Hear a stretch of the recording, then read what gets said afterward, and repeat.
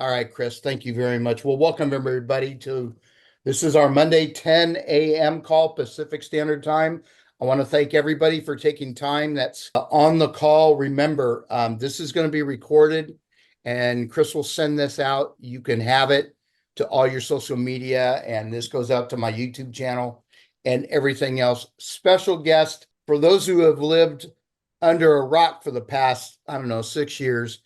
This is our designated broker for California. This is Debbie Penny, and Debbie and I go way back. She used to be my broker when I ran the Keller Williams in Santa Clarita. And we had some interesting times, didn't we? Absolutely. But no more interesting than what we've got going on Yeah, now. more interesting. So, Deb, what I'm going to do is I'm just going to give you the floor because these people don't want to hear from me. They want to hear from you, and we're going to be sending out the link that you want everybody to have.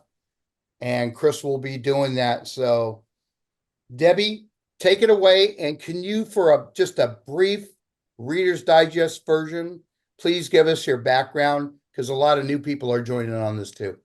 Okay. Well, first, thank you everybody for being here this morning, and thank you, Frank, for asking me to do this.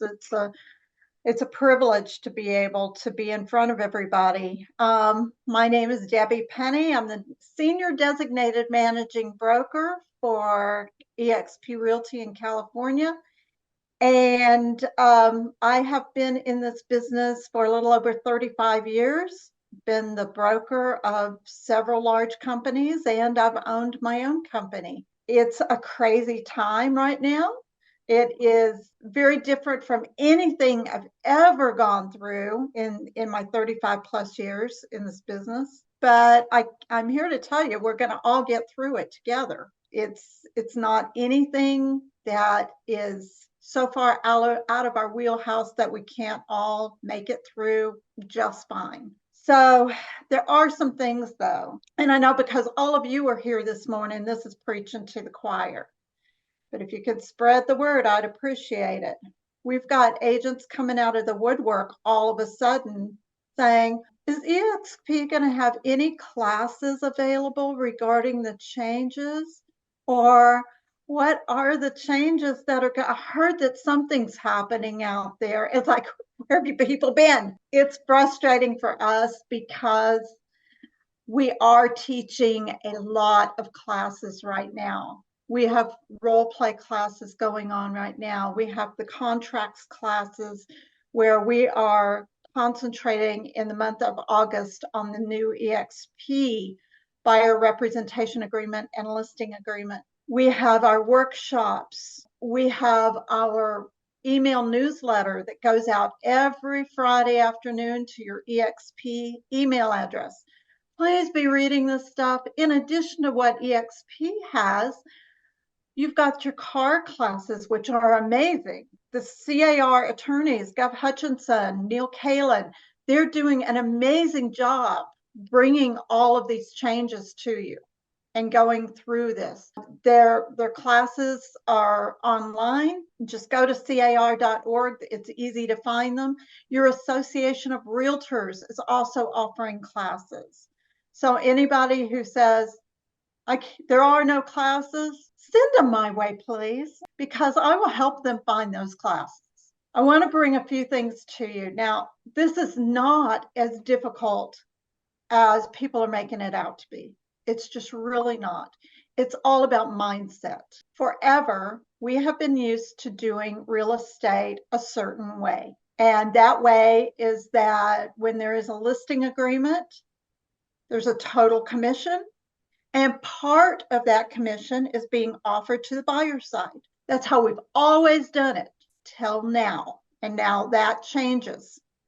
We don't share anymore. So when you hear things about commission sharing, what that means is there was a total commission, and out of that total commission, part of it was being shared with the buyer side. Now the way it's going to be done is when you take a listing, the amount put in, this is the amount for the listing side, period. There are other sections with regard to buyer side compensation and That is in addition to, not split, in addition to the commission that is being put into the RLA. We don't commission share, and that's what that means. Okay. So I wanted to go over a couple of things about that with you. Now, last week in contracts class, we went through the EXP RLA. Super simple. EXP has taken the CAR forms, dialed it in. It is super simple. Now, we did it last week. We will do it again next week. This week, it's going to be all about the EXP buyer representation agreement and the single property agreement. So you're going to want to tune in. And at the end of class, I have cheat sheets for you. All right. I don't give them out till the end of class, though, so you have to sit through the class. If agents would stop trying to look for shortcuts and workarounds, they would be in such better shape for this. Stop trying to find the workarounds. Just embrace the new way of doing business. It's not that difficult. It really isn't. I saw, God bless him, Elgin Walker put something out, and I just gave it an amen on Facebook. He said the very same thing. Stop spending all of your energy looking for workarounds and learn the new way of doing things. Duh. And then go sell some more houses. Take more listings. Take more listings. So when you're working with sellers, please, please, please, there are some things that I know a lot of you do, but I was surprised to find out that a lot of agents don't do it. You need to go through the contract with your sellers, step by step, section by section. This is not something for your TC to be doing. This is what you're getting paid to do. It's your name on the contracts. Please explain all of this to the sellers. Explain to them how the process is working. Explain that the commission in a certain section, this is mine as your listing agent. None of this is going to the buyer side. Now, seller, I want you to understand a few things. You have options. You don't have to offer any compensation to the buyer's agent at all. They're going to have a buyer representation agreement with their buyer, and compensation will be noted on that agreement to be paid by the buyer to the buyer's broker. Now, that's one option. Another option is you can offer compensation to the buyer's side. We cannot offer it in any way, shape, or form in the MLS or anything that's going to go to an IDX feed. Can't do it. But you can decide now if you want a specific dollar amount or percentage to go to them. And in addition to what my compensation is going to be as your listing agent, we can add that into your listing agreement. It'll be a separate clause in the listing agreement. Or third option, you may decide that you will consider it, but you don't want to commit to a specific amount now. Let's get the offer first. Let's look at the offer. Let's see what the price and terms are. We can certainly put it out there that seller is willing to consider compensation and concessions, but you're just not committing to how much until you actually see that offer.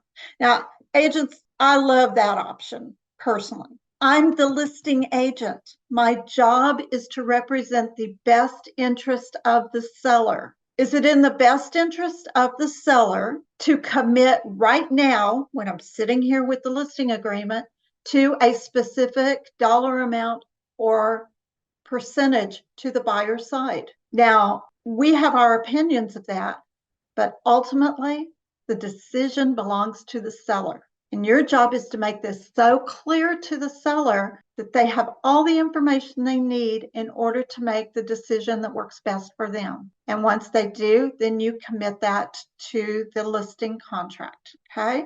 But always remember, this isn't our decision to make. The decision ultimately belongs to the sellers. So while you're sitting there with the sellers, make sure you pull the comps and are showing them the comps as well as doing net sheets. I was floored about a week ago. when I found out how many agents do not pull comps and show comps to their clients before listing the property, and how many do not do net sheets. The seller needs to know at the time they're listing the property an estimate of how much money they're going to be getting. I've always done three: low end of the comps, middle range, and then if their property is super duper, perfect, high end of the comps. My net sheet showed this is an estimate, but I want them to have those ranges. And then when we get offers in, we're going to do it again and really dial it in. But they need to have an idea if we offer compensation,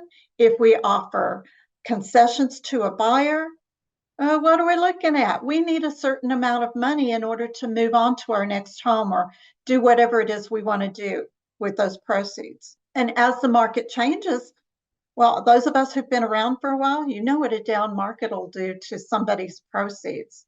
We need to know if they're going to have to write a check to close escrow. That happens too in a down market. We haven't had that in a while, but it'll come back. So please make sure that you've got the net sheets. Give them copies of the net sheets, have them sign copies for you, and put those in your SkySlope file along with a copy of the comps. They get a copy of the comps, you get a copy of the comps. This is helping to build a defensible position in case someone comes back later saying, my agent did not represent me well. My agent never told me X, Y, and Z. It's all right there in the transaction file. Okay, so those are a few things I want to bring home to you today. That when you're meeting with your clients to take that listing. Now you can get all cutesy and you can put 3% on a tag with the key and put it in the super box. You can do that stuff if the sellers have approved it. You can put it on marketing that's not going to go out through that. It's got to be 2 clicks away from the MLS. So watch those IDX feeds. Anything that's going to go out through an IDX feed cannot say anything about seller will consider compensation or concessions or any percentage, anything like that. The fines are super heavy and the MLSs are not giving warnings on those. For those of you who I'm sorry. Can you yeah. can you that was super valuable what you just said, and I don't want to overlook it. 2 clicks away from the MLS. Could you explain that just a little bit, please? It's just got to do with the idea, and it's got to be far enough away from the idea. It's not going to, let's just say this, anything that's going to go out in an IDX feed, have nothing in there. Then you're going to be safe. Have nothing in there about even possible concessions or compensation. Then you're going to be totally safe. Okay. Anything that's going to link back to through the IDX and through the MLS, we want to make sure it doesn't have anything on it that link that talks about compensation of any kind. So will agents be having, let's say that my team has, like right now we have like 16 listings. I'm telling them we're not doing it. I'm doing like, hey, just submit. They call me. They've been calling me saying, will you pay 2.5%? I don't know what my seller's willing to pay. I encourage you just to submit your offer with what you're requesting. I'll present it to my seller and we'll do the best we can. That's my wording. But will there be people that have a lot of listings that say, go check out my personal website and we'll have compensation on there? We can't do that, can we? You can't put that into the MLS, no. But if they have it on some of their other marketing, you might see it. I don't think it's the smartest thing to do. Yeah, I don't either. We just want y'all safe. And Nate, I love the way you're planning on doing this. Make sure if y'all do have active listings, you go in and this week and get the DMLA completed. Today and tomorrow, you're going to start seeing the MLSs make their changes and take out anything regarding cooperating compensation. There can't even be wording in the private remarks. So just don't do it, because if they catch you, and they're using AI for this to help them catch the stuff. They catch it, it's an immediate fine. Some associations, some MLSs are $1,500 for the first fine, some are $2,500. Plus, they will remove your listing from the MLS. You won't be able to put it back on. So please do not play with this, because when you get that fine notice and say, but it was my first time, you know, they don't care. You know, if you want to throw away 1,500 or 2,500 for not following the rules, that's on you. But then they're going to start coming after the company as well. We certainly don't want that either. So follow the rules on this stuff. Hey Deb, Mhm. for the existing listings that we have now, I know that we have to have I'm not good with letters. The So DM, yeah, that one. I know that we have to add that in adding that, because since they're taking the current co-op commission out of the MLS at that point, or the next day or two.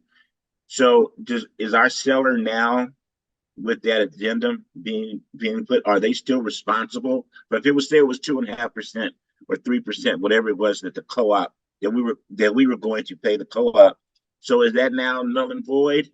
go back to them now. That's a great question. Go back to them now with an MT and have this conversation with them. Okay. Yeah. Use that DMLA and then go back to them and discuss this with them and say, hey, this was the old way of doing this. Now it's a new world. But you're going to get a link to our California buyer/seller toolkit. And in there's some great information on things you need to know now, things you need to know post change, how to handle things now and post change. Please read through those because that's great information. Came out from CAR. Hey, Deb, my phone is blowing up and with questions. And I pretty much unmuted the whole group and some of the chats on purpose. Do you mind if we open it up for questions? And God knows what they're going to throw at you. But I think a lot of people have the same questions. And if you answer one, that could satisfy others. If you're going to ask a question of Debbie, please make the question as short as possible because we need to move on to other people. So Chris, why don't you go up and just unmute the crowd? And Debbie, just put your flak jacket on because I don't know what's coming. I want to add one more thing for you guys Sure. before we do that. When you're working with the buyer side, you do not show a property until you have either that single property buyer representation agreement in place or full-on buyer representation agreement. Do not open the door to show the property. Now, for those of you who are going to write an offer sight unseen, you're not going to take them to see the property, same thing. Before you write that offer, that buyer representation agreement has got to be in place. If it's not, you may not get paid. You may work this whole deal and not get paid, and we don't want to see that happen. When you do your buyer consultations, which you all need to be doing buyer consultations before you start showing property, definitely get that pre-approval letter from the lender and definitely verify funds. We get a lot of pushback from agents who say, well, the lender gets all that. Why do I need to verify funds? Well, you know what? You need to make sure that they have enough money for their down payment, their closing cost, and to pay your compensation. And you want that up front. You want that before you start working with them. You get yourself into a pickle because you skipped the steps.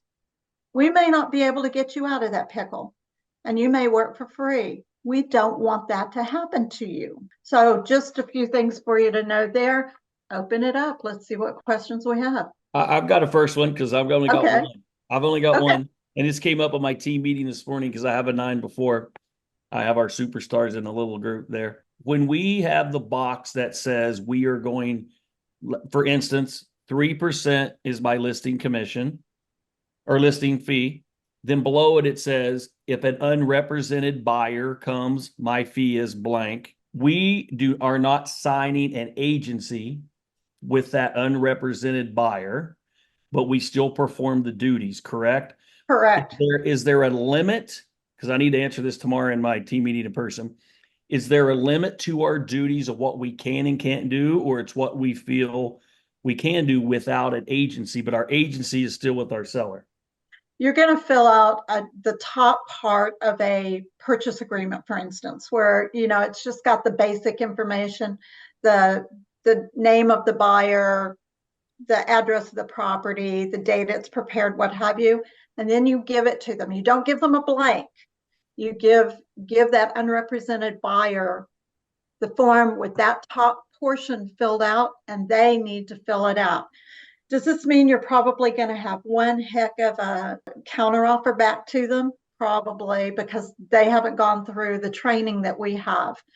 They can also take all of this to an attorney and have a California real estate attorney complete the contract for them if they don't feel that they're capable of doing it themselves, or they can hire you to represent, and you can represent both sides. You still have certain duties to make sure that they get all of the disclosures, that the disclosures are properly signed. But yes, you're very limited on what you can do. You're just not going to give them blank forms, but you're going to have to give them some forms. And yeah, that's in that unrepresented area. If y'all would join me next week for contracts class, I'm going back over that again, that EXP RLA, and there is a specific way for that to be filled out.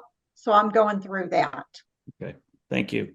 Yeah, and that's 9:30 a.m. on Wednesday morning in our California auditorium. I have a question about the RLA. Sure. You keep talking about the EXP one. So are we not, what does EXP want us using? Are we supposed to be using the CAR RLA, or are we supposed to be using the EXP RLA? That is a great question, and you can use either one. I taught the CAR version just a few weeks ago, 2 or 3 weeks ago, and now this month we're all about the EXP documents. So, but they still have the same, they're still the same standing, like legally for the client. There's no difference in them, us using the CAR form or the EXP form. You can use either one. Okay. Yeah, you do. If you use the EXP forms, keep in mind, you're still going to have to pair it up with the CAR, AD, PRBS, all of that. Now, right now, the CAR forms come bundled. You've got a listing package with everything bundled. So what you're going to do, if you decide to use the EXP RLA, you'll just switch it out for the CAR, and everything else will apply. Other questions? I have a question. There's been a lot of talk about possible EXP not being, a lot of people dropping out of CAR or considering. Is that a possibility of EXP using their own forms to? Not at this time, no. No, because if we drop out of that, we drop out of one, NAR and CAR are bundled. And so there's no talk of us leaving them at this time. I mean, who knows what the future will hold, but not at this time. You have to also understand that these forms that are being put out by EXP are being put out for all 50 states. Try to do that with a purchase agreement and some of our other documents that are specific to California. That could be a nightmare. So this time, no, stay and put. Patricia, I see your hand is up. Hi, Debbie. Hi. Thank you. I just wanted to ask regarding the DMLA. So I have a few listings right now that have not closed yet. And you mentioned with the DMLA, we should use the MT. So what verbiage would we put on the MT? Well, you're in escrow right now. So that's totally different. Okay, I have a couple that are in escrow, and then I have a couple that are still unsold. If they're not sold, then you are going to definitely use that DMLA along with the MT, and you're going to go back and revisit the commission section with your sellers. And that's if you have no offers at this time, no offer accepted at this time. If you've got an offer accepted at this time, what they've agreed to is what they've agreed to. Okay, so if we're in escrow, we're not required to use these forms right now if we're already in escrow, the DMLA. You've already got a ratified contract. So it is what it is right now. Okay, thank you. If it falls out, God forbid, then you're going to go back and revisit. Okay. Hey, Deb, I know you answered this one for me personally, but people keep asking me this, like I'm the broker. I'm not for everybody on this call. I'm not the broker. You don't want to be the broker. I'm not the broker. Not the broker. On when we get calls on our listings, and I'm in front of the house. I want to see it, the old style, calls or whatever. Are we required on showing our own listings? Are we required to have a BBA signed, or at least a single property? I mean, I know it should be done, but are we required to have that as part of our process? Okay. When it is your own listing, and I'm not talking about it's listed with another agent at EXP. I'm talking about you are the listing agent. You can open the door and let someone tour the property. I strongly advise that single property agreement in place before you even do that. Because when you open that door, you can let them see it. But once you start talking about that property and talking about comparables and all the stuff you typically start discussing, you got to have that buyer broker in place. So at the very least, that single property document is amazing. I strongly recommend that before you show any property, including your own listings, get that in place. But legally, do you have to? No. And the thing is, open houses. If you are doing an open house and you can, per our policies, you can only hold open houses for other EXP agents. It's deemed that when you're holding an open house, even if you are not the listing agent and you're not on the listing agent's team, but it's an EXP listing, you are an EXP agent, you are holding that open house for the benefit of the seller. That's how that's. So yes, people can come in, and people coming in to look at the house are considered to be unrepresented. Now, unless, they've got a BRBC with someone else. They can tour the property. Now, they do not have to sign anything. There is a form, a CAR form for that, to have them sign in. They do not have to sign in. They can look at the house, but you start talking to them about the neighborhood, the comps, this, that, or the other, or they want to see something else with you, or they want to write an offer. You get that. At the very least, you get that single property document signed. If that or a full-on BRBC, get them signed. Penny, I was watching the CRMLS webinar that they had several days ago. Mm-hmm. And the scary part to me said that if you don't follow these rules, the settlement rules, that you are not personally covered by the settlement.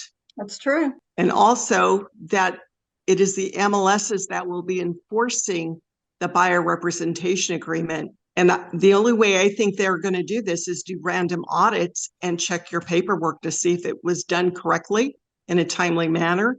If you read that 9.1, that's in CRMLS. It's also in MetroList. If it's not filled out correctly, you can be fined. Yeah, it's going to be very interesting to see how this starts looking. So the best way to handle that, come to classes, learn how to do this, do it right. Don't look for shortcuts and workarounds. Follow the rules. Debbie, don't you agree that in the long run, this is going to raise our professionalism and it'll raise the professionalism, the way the public sees us? Because right now, I always say real estate agents get abused. They use us to run around, look at different houses with different people and do all these things. And now when they sign a contract, you psychologically commit. I mean, don't you think it's going to raise the bar? It's going to end up being a good thing in the long run. This is not bad. This is not bad. This is doing things with proper procedure. Yeah. I think what it will do, it will weed out certain agents. There are going to be agents who say, oh, this is just too hard. I'm getting out of the business. There are going to be the weekend warriors that they're in it super part-time. They fall behind very quickly because they're not coming to classes. They're not staying current with what's going on. They're going to fall to the sides. I think it is going to raise the professionalism. I'm hoping that it will. Keep our fingers crossed. Yeah. I am really excited actually to see what our industry looks like 6 months from now. Yeah. With that DLM form, is the EXP addendum to the real estate listing agreement? Is that the same form, just the Yeah. EXP version?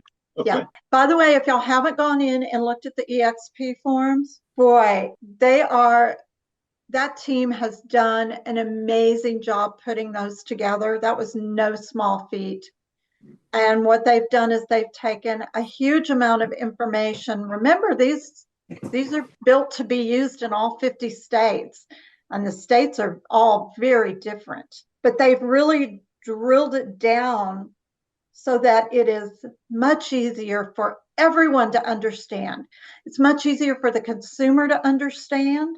It's much easier for the agents to explain. So get in there and take a look at those. And if you want to know where they can be found, go to SkySlope and log in. And once you log in, up in the top right, you'll see a little box that's got like 9 little dots, and it says apps. Click on that. They'll take you to a different screen.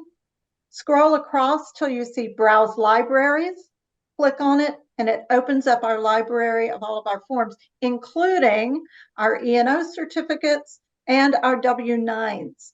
So in addition to the EXP contract forms, you're going to find that as well. So go in, take a look, find that. Debbie, there's a person named Roger asked, and I think Elgin answered it. Is the single property form or document available in CAR or SkySlope? SkySlope. It is an EXP form. Don't be shy, folks. Ask her a question. We don't get her very often. I have a question for the buyer showing within, if you're the listing agent. With being on the team, if Nate gets a call, so Nate calls one of us on the team saying, hey, who's in the area can go show this real quick. Are we allowed to do that without having the contract because we're on his team, even though our name isn't on the listing contract? Yeah, that's a great question. Great question. Add an Great AAA. question. Yes, add an AAA. Before, so should we have an Before. AAA with every person on our team? Because That's there up to- is a team out here that does that. Yeah, that's up to you. But before they go show that property, please add them using the AAA so that they are tied into that BRBC. Or we should just keep a buyer Or contract you in could with use us. or you could have them do separate contracts, like a single party or a single property contract Right. with just your name. But to streamline it, the AAA will help you a lot. So we should do that for every listing then, essentially? We should just have one always ready. Yep. If you're going to have various people on the team go out and show properties, or listen, let's say you're not on a team, but you have a medical emergency or you go on vacation, you're going to need an AAA at that point so that someone else can handle your business for you. Well, it never fails that a buyer comes calling just as you're ready to head on vacation. You get the buyer broker agreement in place and add an AAA with the other agent on it as well, and you're covered. Okay. Christina, you know what she's talking about, right? For tomorrow. Yeah. Okay. No, good. I do. Good. Just so you know. I'm just thinking so you know. from your perspective how that would work, because it's, sometimes it's different, whoever can get there, Figure it out. You're Yeah, probably but I not just want going to to know have if we would fall under him with being on the team and we wouldn't get a fine or something if something like that happened. now that AAA is going to save you, or use the single property if you don't have an AAA in place and you're just going to go out and show the one on Nate's behalf. Get a single property document signed by that buyer before you open that door. Okay. Yeah, I think, Debbie, what we're trying to do, and whether you're on our team or not, I'm trying not to do any unrepresented buyers. I'm trying to say, hey, I'm going to have Christina to meet you out there. She's welcome to show you the property, and she's going to show up with a buyer broker agreement. And then boom, that's the best way to do it. Then I'm representing my seller. They're representing. So that's kind of the way we're doing it. But we're doing what Elgin says. Elgin and I and Frank have had this conversation. We are going by the book, strictly by the book, and really it makes it better because it's easier to compartmentalize our business with our customers, and it gives us more. We have contracts they have to sign, no more willy-nilly. I think it's the best thing ever. Don't get me started. I love it. I love it. Absolutely love it. I think too, you It guys makes should my really. heart feel so good to hear you guys say this stuff, because what we're dealing a lot with right now is, well, could I do this? And it's Why? way outside the box, and it's like, no, guys, let's not be thinking outside the box. Let's Just play by the rules. This by is the rules. Department of Justice. This Yeah. isn't Debbie Penny and Yeah, you LG go to jail Walker. for this kind of stuff. Yeah, you'll lose your license. I didn't make these rules, but man, we want to follow them. I would suggest too for everybody, if you have not, is honestly, I know Debbie has stressed it, but for me, and if you got, for everybody that's on here, I at least sent out the video that Leo has done as well. Leo, Kendall Bonner, some of these people besides Debbie are really knowledgeable on it, but the forms, the EXP forms are so simple. Yes. They're so simple. And for those of us that have been around long enough, when we used to write our contracts anyway, versus just doing DocuSign. I'm not saying you can't DocuSign them, of course, but so far, and then I started on the listing side. I started using them last month when they came out, and it's like 5 minutes left. It's a 5 minute conversation, to be honest with you. It's like 3 or 4 things to fill out, and you just go to the next one. And on the buyer broker agreement, it's the same. It's just really easy, self-explanatory. Fill in the box. You pay this, you pay that, and I know there's some different stuff like with the unrepresented buyer and all of that stuff, but it's really, it's to 1 page or 2 pages. It's real simple. So I would encourage you to do that. You made such a great point, Elgin. I think what's really causing a lot of anxiety out there with agents, it's, oh my gosh, how am I going to explain this? And the thing is that anticipation is worse than it is when you actually sit down and start doing it, because it's a cut and dry, very quick conversation. Here are your options. You're in the driver's seat, seller. What do you want to do? You have to, as the agent, explain it to them, give them the information so that they can make the decision, but the decision is theirs to make. And that's where agents have gotten themselves in hot water in the past, is when they take that away from a seller and think that they can make decisions on the seller's behalf. No, you cannot. You are there to educate so that the seller can make the decision that is best for them and their family. It's that simple. Debbie, I really appreciate what Elgin said about the forms. I concur on 100%. And he even came on my team meeting last week and gave some input on the listing addendum and stuff, which we really appreciated. I have to apologize for my question. I stepped away momentarily when you started to answer the question about, do we use a buyer brokerage agreement for open houses? Okay, I'm happy to repeat that one because I want everybody to really be clear on that.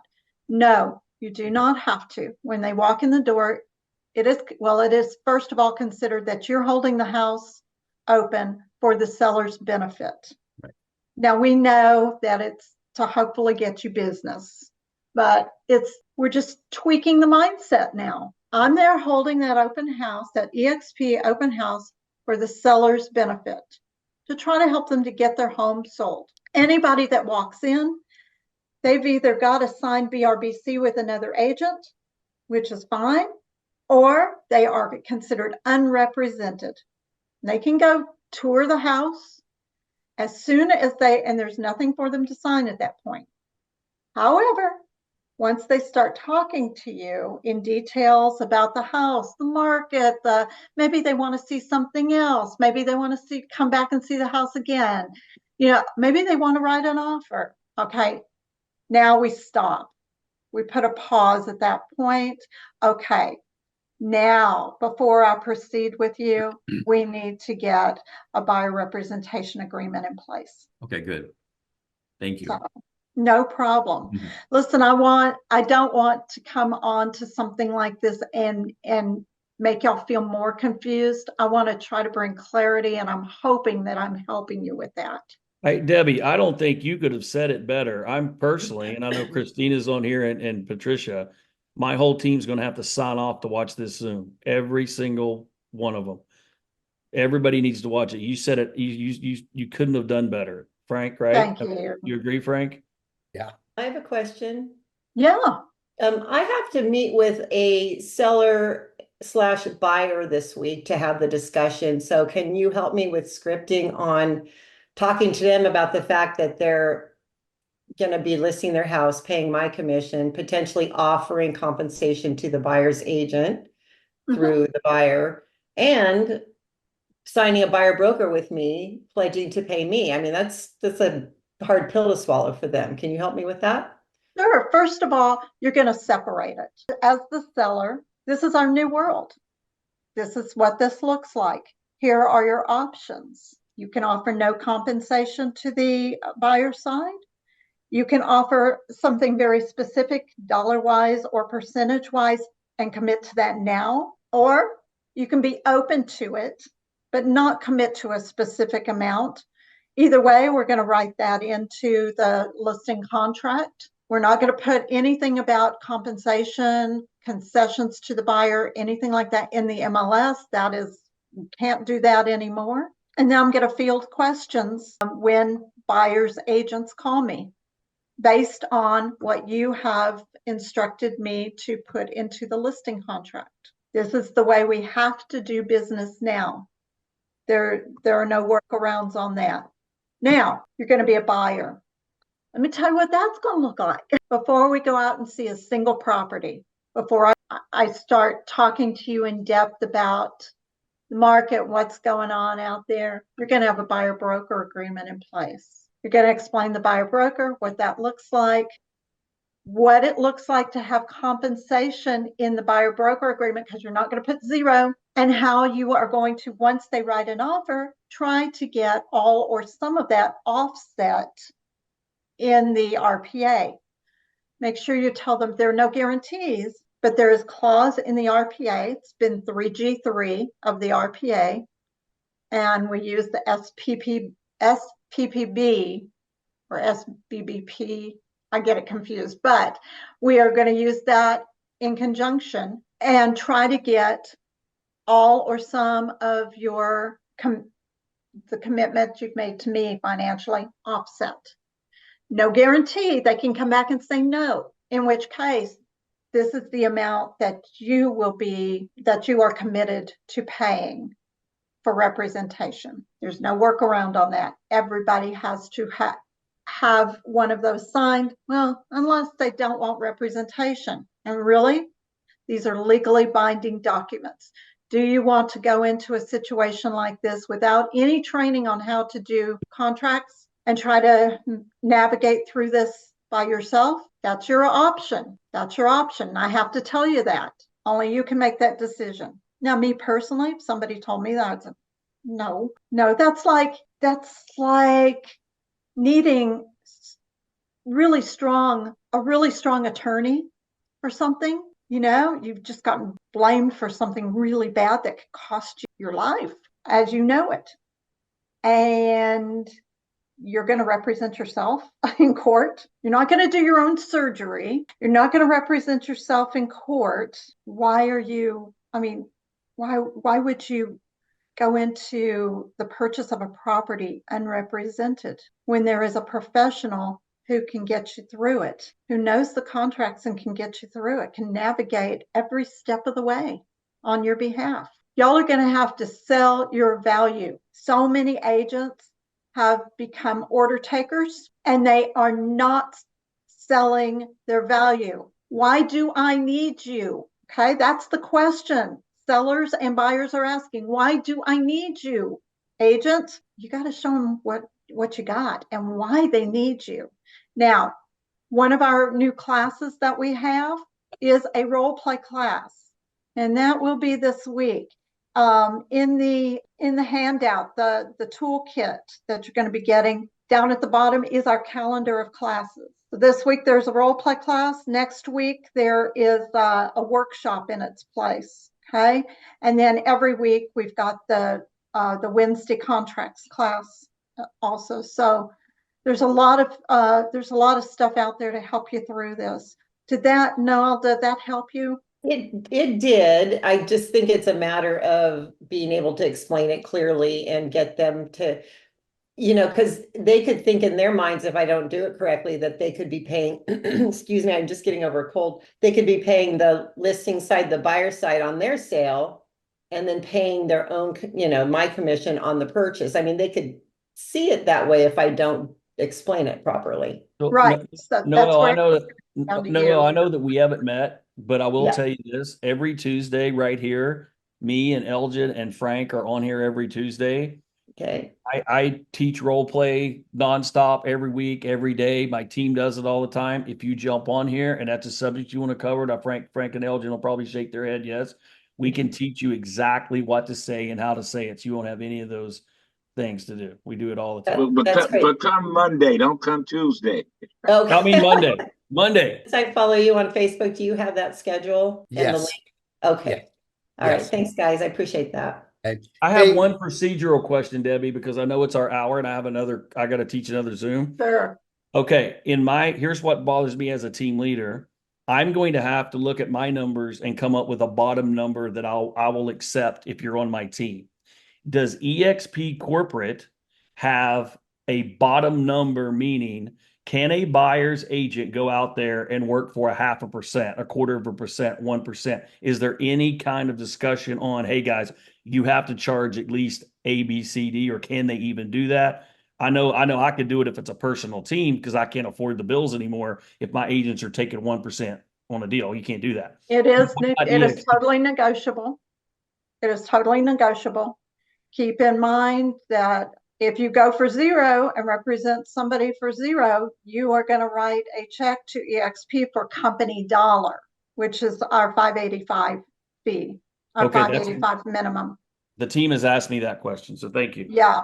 Yeah, but otherwise it is negotiable. Oh, and keep in mind that once you show a property, what you have got written into and agreed to on your BRBC is the maximum amount of compensation that you can have coming to you for representing that buyer.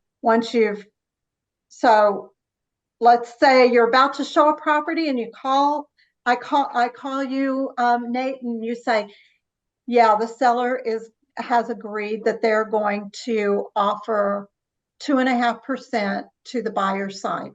We can have that conversation. That's fine. If I have 2% on my BRBC before I show that property, I need to do a modification of terms to modify the commission for at least that property up to the amount that we can get from the seller. Otherwise, the maximum amount I can get on if I sell that property is the 2% that was agreed to in the BRBC. Thank you. hey, we've got 1 minute because Debbie has a hard stop at 11.